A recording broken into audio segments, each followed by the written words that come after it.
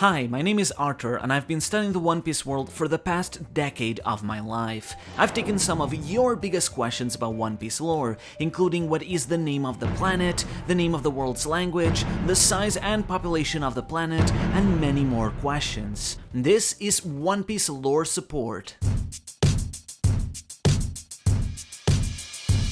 Just keep in mind, I'm centering this video more on answering lore questions to which we already have answers for, but you probably don't know about, rather than speculate on things that we just don't know about yet. So to start things off, Iris Peanut asks, is the name of the planet ever mentioned? Because I don't remember it. So the One Piece planet is generally referred to as the world, or Sekai in Japanese, by its people, and the world government refers to it as such officially, just as seen in its very title. However, this planet does in fact have a name. When the angels colonized the moon even prior to the Void Century, they referred to the planet below them in their murals as Blue Star. More specifically, in Japanese, it's Aoiro no Hoshi, which means blue-colored planet, due to all the water that was present even before the sinking of the world. The word Hoshi in Japanese can mean either star or planet, which is the reason why there's this whole confusion between 5 elder stars and 5 elder planets. So while blue planet is more accurate, blue star just sounds cooler. So short answer is, it's just called world or Sekai, and that the people of the moon called it Blue Star, Aoiro no Hoshi, or the blue-colored planet. How big is the One Piece world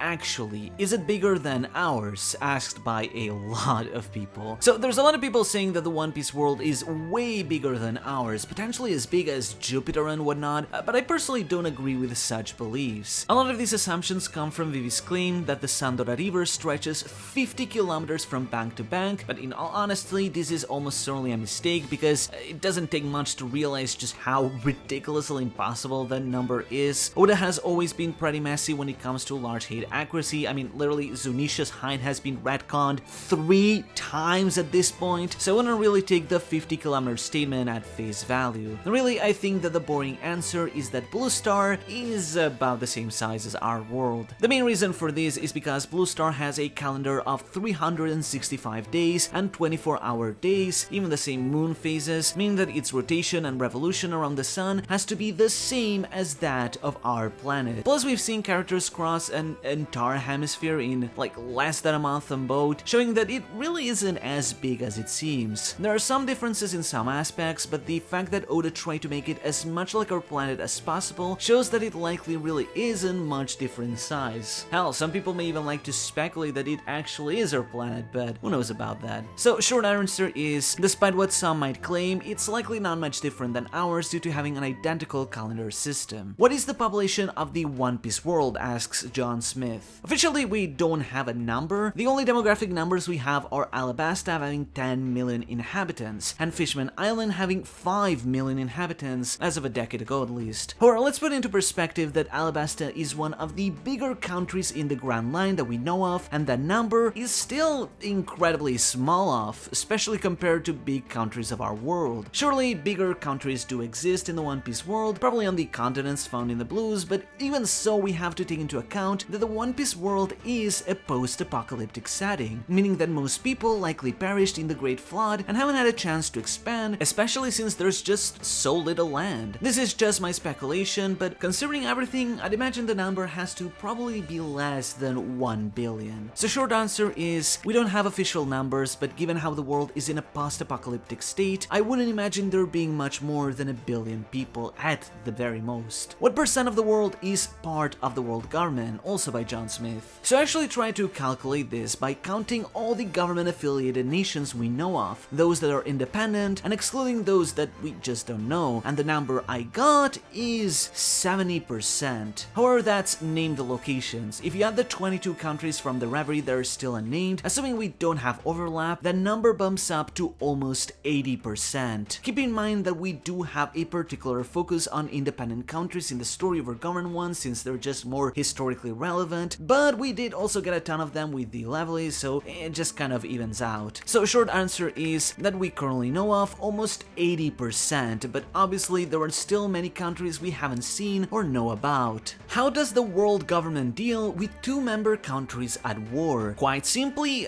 they just don't care. The government generally tends to get involved only when it's really necessary, but we saw that the Vodka Kingdom had to constantly engage in wars to pay the heavenly tribute, and the government didn't mind one bit. The Marines are more focused on pirate or criminal activity, or subduing or fighting countries not pertaining to the government. As long as they get their money, they're just kinda happy like that. So short answer is, they don't care. How do people get out of the Grand Line to the Four Blues? Do they just cross the Calm Belt in a desperate attempt? And what do they do once they get to the end where Lodestar is? Again, asked by a lot of people. So we don't exactly know much about these, but we do have accounts of people leaving the Grand Line, such as Yorkie of the Rumbar Pirates leaving after he was sick. The idea that they just kinda yellow it and try to desperately leave through the Calm Belt, hoping to avoid Sea Kings and padding or rowing along the way, which is reckless but doable. We have seen that both Marines and other very powerful pirates have been able to get around all oceans though, even before the Vegapunk technology, so there are likely more methods available. As for Lodestar, Roger said he was the only one that reached it in recent times, so I suppose that anyone who makes it that far would just turn back or head for other oceans. Something worth noting is that in Oda's notes, there's an island that supposedly crosses over from the South Blue into the Grand Line, so perhaps there are traversable routes like those. Definitely a topic I'd like to learn more about from Oda himself. So short answer is, generally they try to brute force it by crossing the Calm Belt with whatever means they have, though other methods probably exist. Sherry Levet asks, how is it that even islands that are isolated and have no connection to the world government don't have their own language? So a fact that a lot of people don't seem to know is that the One Piece world does in fact have an official language. This is mentioned in the One Piece novel Straw Hat Stories, where it's said that the One Piece world's main language is known in Japanese as Koyogo. This translates to official language or government and state language, so you could translate it as either officialese or governese. It seems like this language was in use already widely before the Void Century, since we know the likes of Toki or Lily spoke it, but other languages did exist back then. This is further confirmed by the novel, but it explains that many of the other languages were eliminated by the world government. The novel stars this young girl who was the victim of what is seemingly described to be a genocide tournament, who was rescued by the revolutionaries. This point alone is fascinating, as this was way before the genocide tournament ever appeared in the manga, and it also proves that the revolutionaries kept rescuing people from the genocide tournaments after Kuma and Ivankov survived one. However, the girl explains that the Celestial Dragons not only took their land, but they also eradicated their culture and their language, as they view other languages aside from Koyogo as disgusting and filthy. So the story of the girl is about asking Robin for help to preserve her language and culture. So short answer is, other languages do actually exist in the One Piece world, but the Celestial Dragons have exterminated most of them to establish their standardized language known as Koyogo. Does the One Piece world have a calendar system? I feel the characters in the world would need a better way to keep up with things than just this happened 20 years ago. Yes, there is a calendar system in One Piece. It is called the Kaien Reki, or the Sea Circle calendar. Oda generally prefers using X years ago for convenience, but the Kaien Reki has still been occasionally used in the story and is known even by people of today. It gives us a frame of reference as well, since during Nolan's flashback on the year of 1122, it says it was 400 years ago, which would set the pre-time skip at the year 1522 or the post-time skip on 1524. Given how this term is also used for centuries in Japanese, it's possible this could be an approximation, but it's still the best we have in terms for an official reference frame, and the Yellow Dad Book supports this fact as well, that we are in the 1500s. Additionally, Robin mentions a Tenreki or celestial calendar when reading the Poneglyph in Alabasta. We know that she was just making stuff up about reading the Poneglyph, and according to the Yellow Data Book, she did completely make up the dates mentioned in there as well. However, it isn't fully clear if the Tenreki calendar was made up,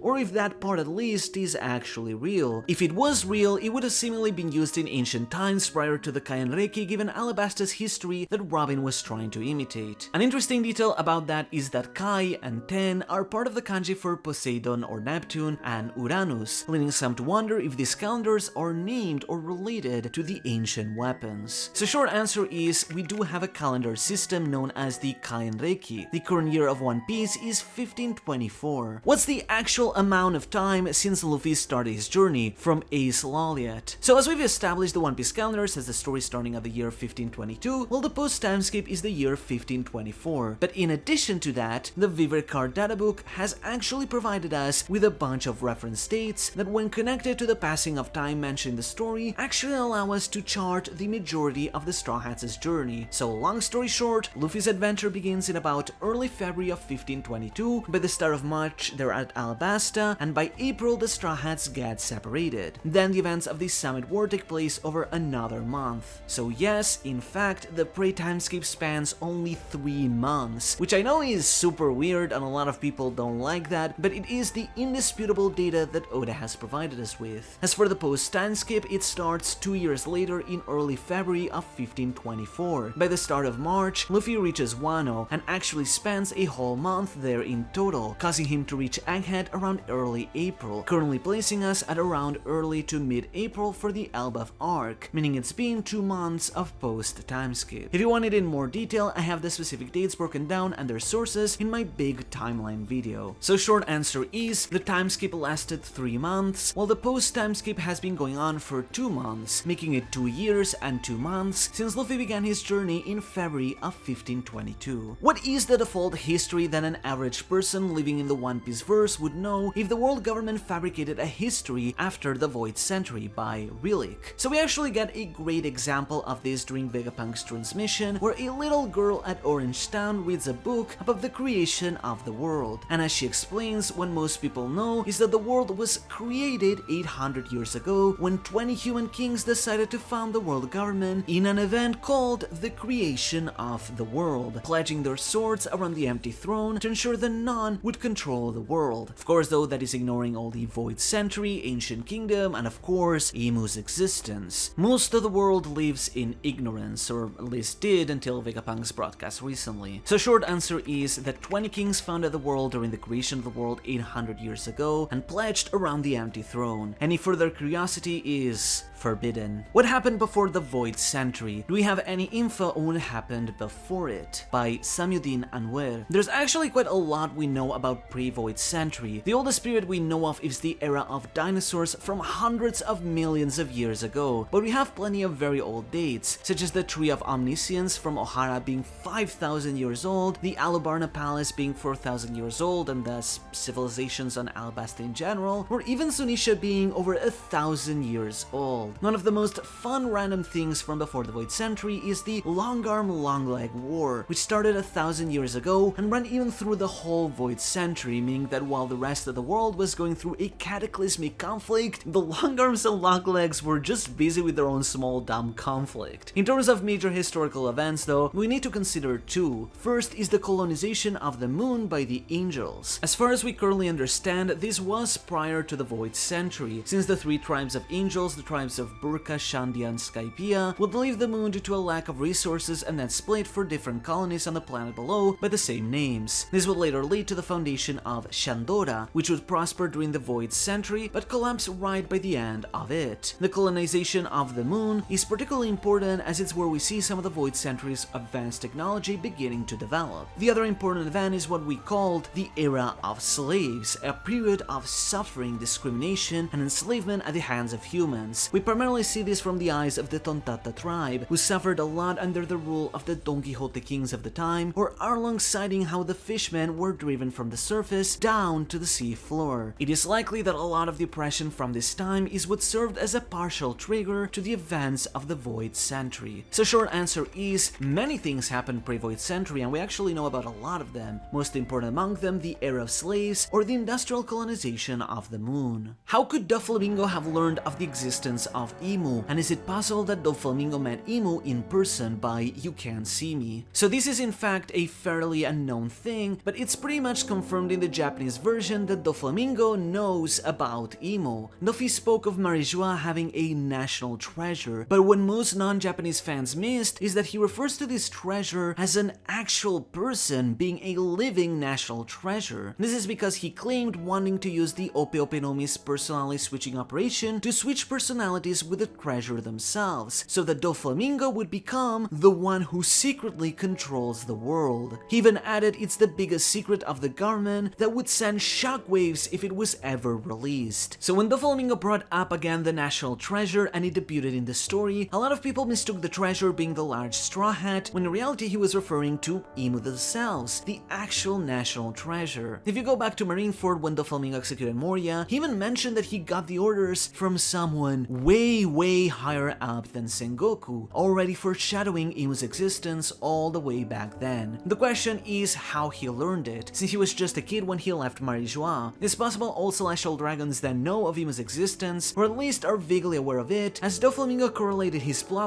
being the reason he knows about Emu, but the details are still vague. So short answer is, it's actually basically confirmed that Emu did meet the living national treasure Emu, but he probably hasn't met them directly. Why are some marines listed as being part of marine headquarters, even when some of them don't operate out of New Marineford? For example, Vice Admiral Dahl commands the G14 base, but she's also listed as part of marine headquarters in her introduction card, by a man. So some marines have the categorization that they are of marine headquarters. Hood explained in an SBS that this makes them way more elite than other marines, with their ranks being 2 ranks as valuable as those from other bases. So for example, while Kobe is a marine captain, he's already 2 ranks ahead of Captain Morgan, whose rank is actually the one currently occupied by Helmeppo, due to both of them being marine headquarters soldiers. Smoker was already introduced as a marine headquarters captain back during lockdown, which have already put him ahead of Morgan or Nezumi as of his debut. The large majority of marines we know of are of marine headquarters, so those are the ranks that really matter to us. Just to clarify though, being a marine headquarters soldier doesn't mean you have to strictly operate at headquarters, just that you can be summoned to if needed, like we saw during the Battle of Marineford. Basically, as I put it, they're the most elite of the marines. So short answer is, it's just a special category of the most elite marines whose rank is 2 ranks higher than other standard marines. If Vegapunk is the only one that discovered the possibility of making objects eat Del fruits, how did this knowledge come to the isolationist nation like the Wano country for Bumbuku to end up eating a fruit? By Almanac. So Bumbuku refers to the teapot of Sukiyaki, which Oda mentioned in an SBS ate the Inu Inu no Mi or Dog fruit model Tanuki, being an object that ate a Zoan fruit. However, how could this have happened without Vegapunk's knowledge? Well, probably by accident. Unless he somehow had Void Century knowledge left behind, Sukiyaki must have then done something by accident. Maybe he was trying to boil the fruit in the pot and it fused with it, who knows? So short answer is,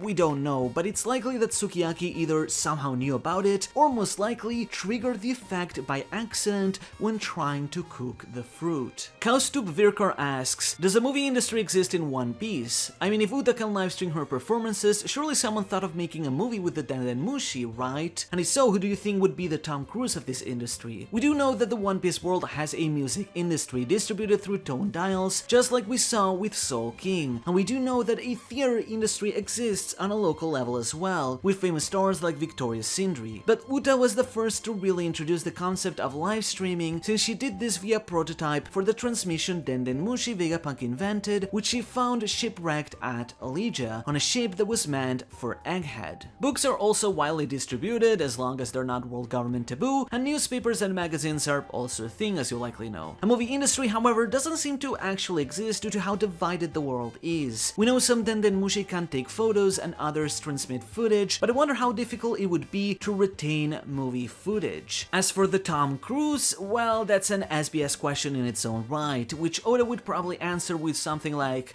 yes, there is a famous actor in the Stupid Kingdom, except he's half dog, and his name is Wolf Cruise. So a short answer is, there's a music industry and a local theater industry, but not quite a developed movie industry that we know of. Oda was just an exception. Dan asks, this is a logistic question. Does Jinbe use the same toilet as the other Straw Hats, or did they have to install a bigger one in the Sunny after he joined? His giant's poop? Does Marineford have giant toilets for their giant squad? And what of Onigashima and the numbers? And how does Loki poop? To all of those questions, yes.